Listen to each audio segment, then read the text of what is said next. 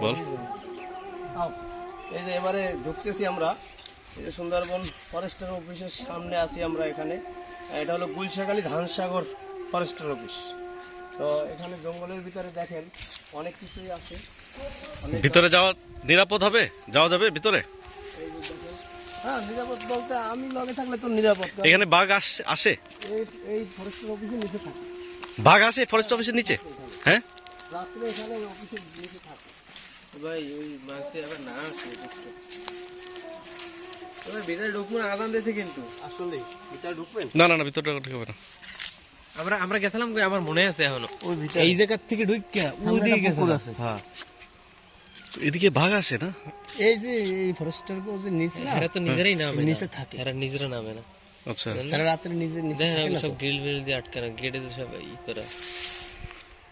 আর হ্যাঁ সুরক্ষা বলতে হেরা তো আর এই বাঘটাক সুরক্ষা দেওয়ার দায়িত্ব না। হ্যাঁ হচ্ছে সুন্দরবন সুরক্ষা। সুন্দরবনের বনদস্যুরা চুরি, হ্যাঁ, কাঠ চুরি, টাটি করে কিনা পশু আর এই বাঘ আসলে হেরা কিছু বলে না তো, কিছু বলবে না। হ্যাঁ, কারণ হেরাই তো এদের সুরক্ষার জন্য।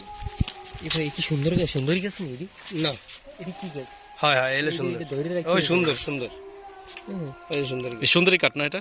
হয়তো বা কাটতে নিয়ে যাবে। মাটি হয়ে যেতে সব। এই যে পচছে হয়ে গেছে। ওই যে উচ্চ ক্ষয় গেছে, তারপর দেবে না এগুলো। জঙ্গলের গাছ জঙ্গলি মাটি হয়ে যায়। এই নৌকাটা ওদের হ্যাঁ খুব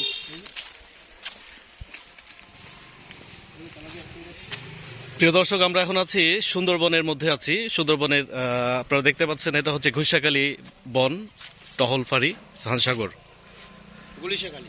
গুলিশাখালী। এখানে দূরেই দেখা যাচ্ছে ফরেস্টের অফিস। এই ফরেস্ট অফিসের নিচেই এখানে যে বিল্ডিংটা দেখা যাচ্ছে, এখানে বাঘ রাতের বেলা আসে, এসে নিচে ঘোরাঘুরি করে, আবার বাঘ চলে যায়। কিন্তু ফরেস্টের লোকজন বাঘদের কোনো ক্ষতি করে না।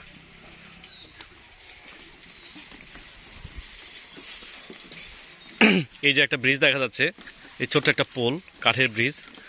এই এখানে একটা খাল দেখা যাচ্ছে, এটা হচ্ছে বর্ডার, সুন্দরবনের বর্ডার। এই খালের এই পার হচ্ছে সুন্দরবন, বাম দিকে সুন্দরবন, আর এই পারে হচ্ছে গ্রাম। এই যে দেখা যাচ্ছে একটা খাল, এই খাল পার হলেই সুন্দরবন।